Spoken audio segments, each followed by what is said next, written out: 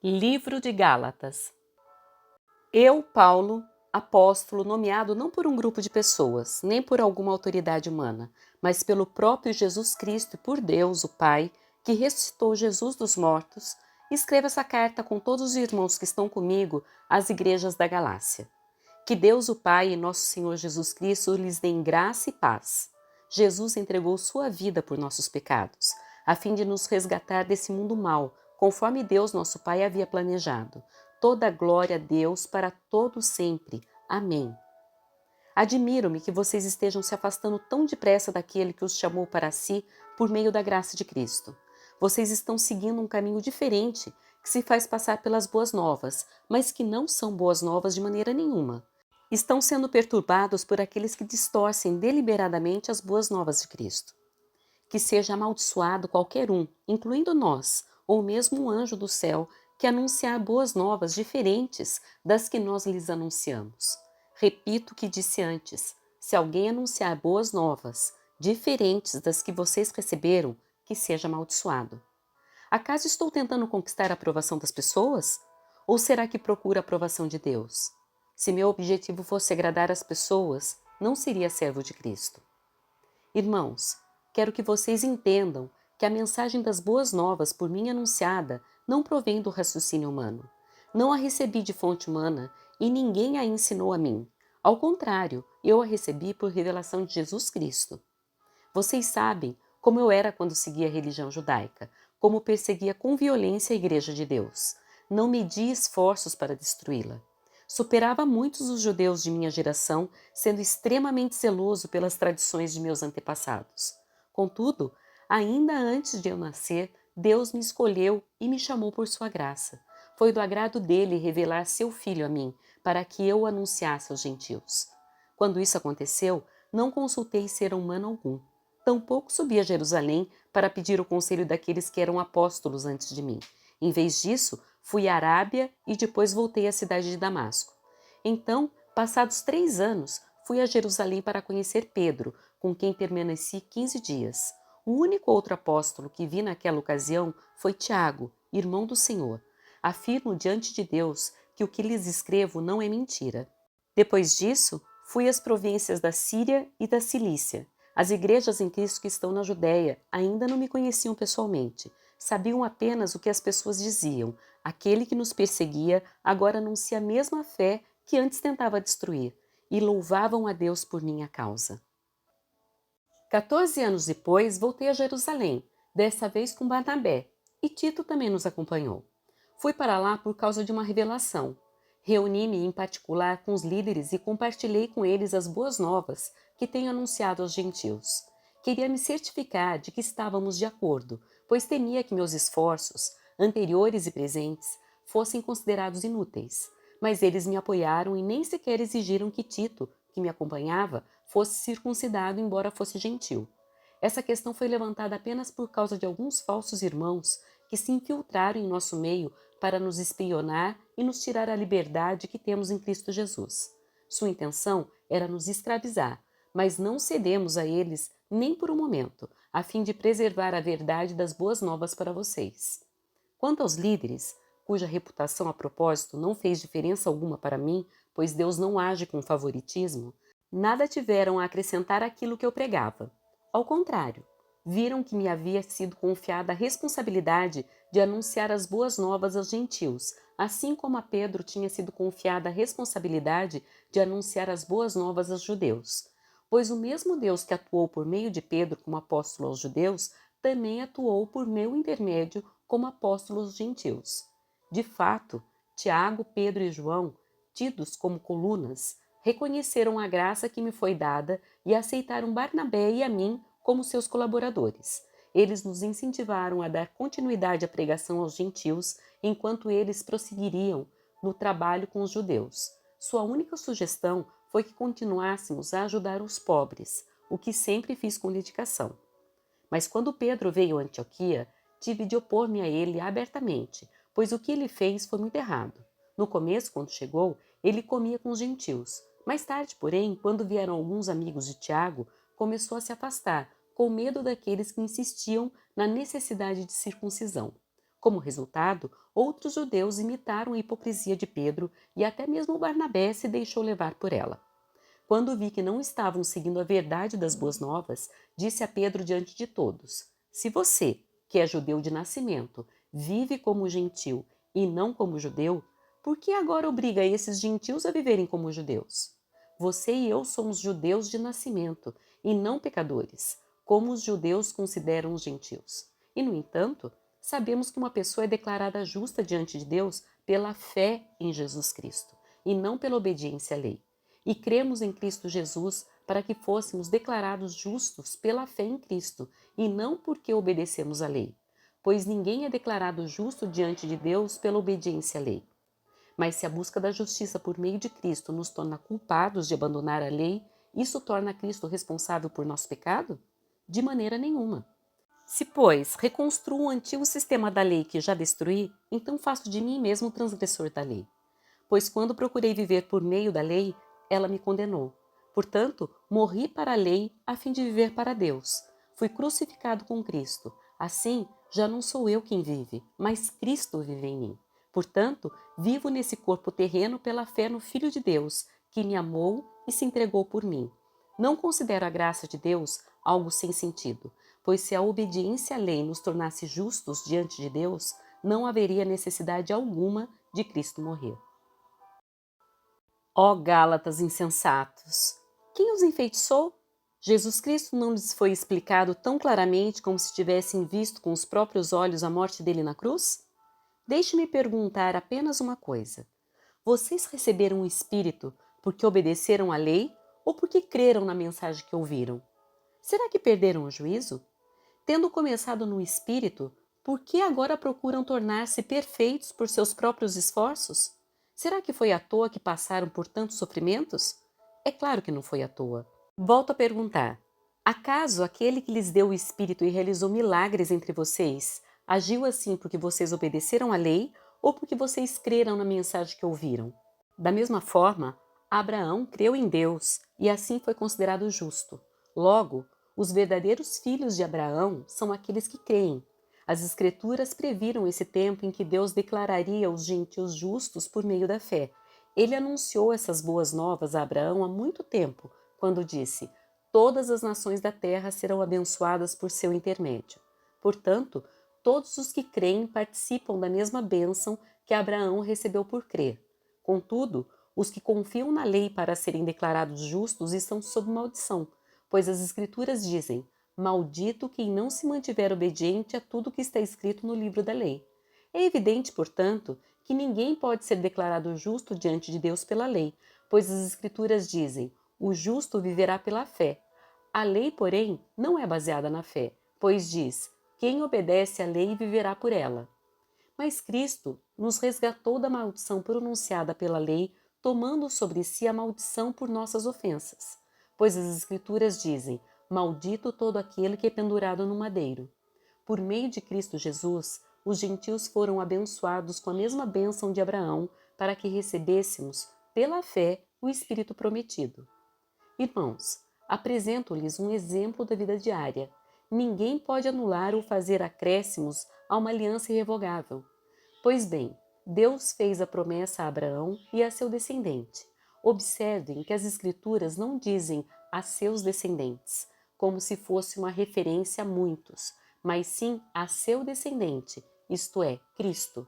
É isso que quero dizer. A lei que veio 430 anos depois não pode anular a aliança que Deus estabeleceu com Abraão, pois nesse caso a promessa seria quebrada.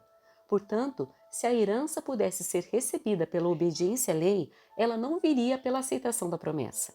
No entanto, Deus, em sua bondade, a concedeu a Abraão como promessa. Qual era então o propósito da lei? Ela foi acrescentada à promessa para mostrar às pessoas seus pecados, mas a lei deveria durar apenas até a vinda do descendente prometido. Por meio de anjos, a lei foi entregue a um mediador.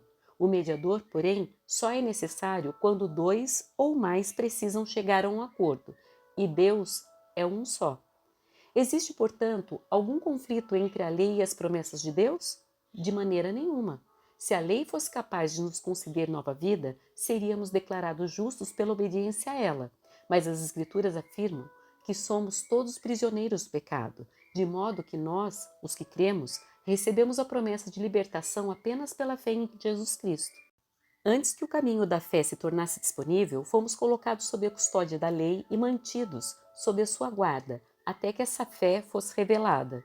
Em outras palavras, a lei foi nosso guardião até a vinda de Cristo. Ela nos protegeu até que, por meio da fé, pudéssemos ser declarados justos. Agora que veio o caminho da fé, não precisamos mais da lei como guardião, pois todos vocês são filhos de Deus por meio da fé em Cristo Jesus. Todos que foram unidos com Cristo no batismo se revestiram de Cristo. Não há mais judeu nem gentil, escravo nem livre, homem nem mulher, pois todos vocês são um em Cristo Jesus. E agora que pertencem a Cristo, são verdadeiros filhos de Abraão, herdeiros dele segundo a promessa de Deus.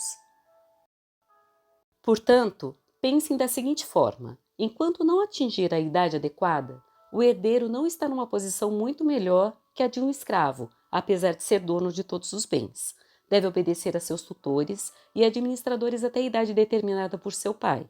O mesmo acontecia conosco. Éramos como crianças, éramos escravos dos princípios básicos desse mundo.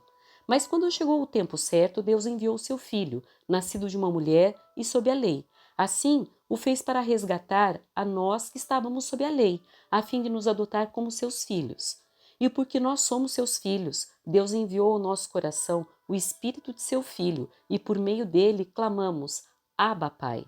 Agora você já não é escravo, mas filho de Deus. E uma vez que é filho, Deus o tornou herdeiro dele. Antes de conhecerem a Deus, vocês eram escravos de supostos deuses, que na verdade nem existem. Agora que conhecem a Deus, ou melhor, agora que Deus os conhece, por que desejam voltar atrás e tornar-se novamente escravos dos frágeis e inúteis princípios básicos desse mundo? Vocês insistem em guardar certos dias, meses, estações ou anos. Temo por vocês. Talvez meu árduo trabalho em seu favor tenha sido inútil. Irmãos, peço-lhes que sejam como eu, pois eu também sou como vocês. E vocês não me trataram mal e certamente se lembram de que eu estava doente quando lhes anunciei as boas novas pela primeira vez. Embora minha saúde precária fosse uma tentação para me rejeitarem, vocês não me desprezaram nem me mandaram embora. Ao contrário, acolheram-me e cuidaram de mim como se eu fosse um anjo de Deus, ou mesmo o próprio Cristo Jesus. O que aconteceu com a alegria que vocês demonstraram naquela ocasião? Estou certo de que, se fosse possível, teriam arrancado os próprios olhos e os teriam dado a mim. Acaso me tornei inimigo de vocês porque lhes digo a verdade?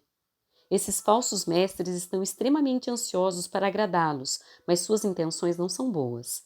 Querem afastá-los de mim para que dependam deles. Se alguém deseja agradá-los, muito bem, mas que o faça sempre e não só quando estou com vocês.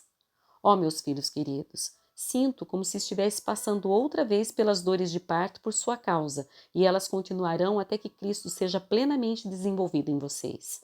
Gostaria de poder estar aí com vocês para lhes falar em outro tom, mas distante como estou, não sei o que mais fazer para ajudá-los. Digam-me, vocês que desejam viver debaixo da lei, acaso sabem o que a lei diz de fato? De acordo com as Escrituras, Abraão teve 2 filhos, um nascido de uma escrava e outro de sua esposa que era livre. O filho da escrava nasceu segundo a vontade humana. O filho da mulher livre nasceu segundo a promessa. Essas 2 mulheres ilustram 2 alianças. A primeira, Agar, representa o Monte Sinai, onde o povo recebeu a lei que o escravizou. E Agar, que é o Monte Sinai na Arábia, representa Jerusalém de agora, pois ela e seus filhos vivem sob a escravidão da lei. A segunda, Sara, representa a Jerusalém celestial. Ela é a mulher livre e a nossa mãe. Como dizem as Escrituras: alegre-se, mulher sem filhos, você que nunca deu à luz. Grite de alegria, você que nunca esteve em trabalho de parto, pois a abandonada agora tem mais filhos que a mulher que vive com o marido. E vocês, irmãos, são filhos da promessa, como Isaque. Ismael, o filho nascido da vontade humana, perseguiu Isaque, o filho nascido do poder do Espírito. E o mesmo ocorre agora. Mas o que dizem as Escrituras sobre isso? Livre-se da escrava e do filho dela, pois o filho da escrava não será herdeiro junto com o filho da mulher livre. Portanto, irmãos, não somos filhos da escrava, somos filhos da mulher livre.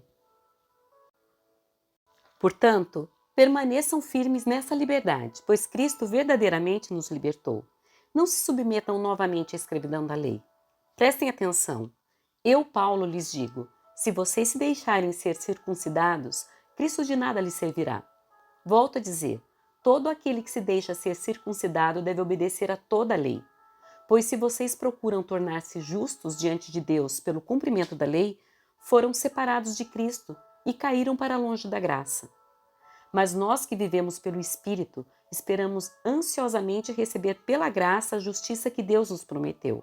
Pois em Cristo Jesus não há benefício algum em ser ou não circuncidado. O que importa é a fé que se expressa pelo amor. Vocês estão indo bem na corrida. Quem os impediu de seguir a verdade? Certamente não foi Deus quem os levou a pensar assim, pois Ele os chamou para serem livres. Um pouco de fermento se espalha por toda a massa. Confio que o Senhor os guardará de crer em falsos ensinamentos. Aquele que os perturbar, seja ele quem for, será julgado. Irmãos, se eu ainda prego que vocês devem ser circuncidados, como dizem alguns, por que continua a ser perseguido? Se eu não pregasse a salvação exclusivamente por meio da cruz, ninguém se ofenderia. Esses sujeitos que os perturbam deveriam castrar a si mesmos. Por que vocês, irmãos, foram chamados para viver em liberdade? Não a usem, porém, para satisfazer sua natureza humana. Ao contrário, usem-na para servir uns aos outros em amor, pois toda a lei pode ser resumida nesse único mandamento: ame o seu próximo como a si mesmo. Mas se vocês estão sempre mordendo e devorando uns aos outros, tenham cuidado, pois correm o risco de se destruírem. Por isso digo, deixem que o Espírito guie sua vida. Assim, não satisfarão os anseios de sua natureza humana. A natureza humana deseja fazer exatamente o oposto do que o Espírito quer, e o Espírito nos impele na direção contrária àquela desejada pela natureza humana. Essas duas forças se confrontam o tempo todo, de modo que vocês não têm liberdade de pôr em prática o que intentam fazer. Quando, porém, são guiados pelo Espírito, não estão debaixo da lei. Quando seguem os desejos da natureza humana, os resultados são extremamente claros: imoralidade sexual, impureza, sensualidade, idolatria, feitiçaria, hostilidade, discórdias, ciúmes, acessos de raiva, ambições egoístas, dissensões, divisões, inveja, bebedeiras, festanças desregradas e outros pecados semelhantes. Repito o que disse antes: quem pratica essas coisas não herdará o reino de Deus. Mas o Espírito produz esse fruto: amor, alegria, paz, paciência, amabilidade, bondade, fidelidade, mansidão e domínio próprio. Não há lei contra essas coisas. Aqueles que pertencem a Cristo Jesus crucificaram as paixões e os desejos de sua natureza humana. Uma vez que vivemos pelo Espírito, sigamos a direção do Espírito em todas as áreas de nossa vida.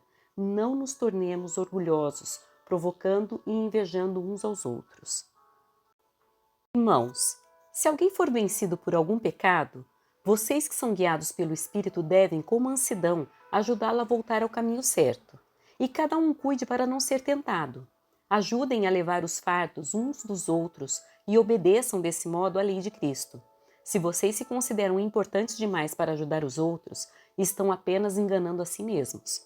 Cada um preste muita atenção em seu trabalho, pois então terá a satisfação de havê-lo feito bem e não precisará se comparar com os outros, porque cada um de nós é responsável pela própria conduta. Aqueles que recebem o ensino da palavra devem repartir com seus mestres todas as coisas boas. Não se deixem enganar, ninguém pode zombar de Deus. A pessoa sempre colherá aquilo que semear. Quem vive apenas para satisfazer sua natureza humana, colherá dessa natureza ruína e morte.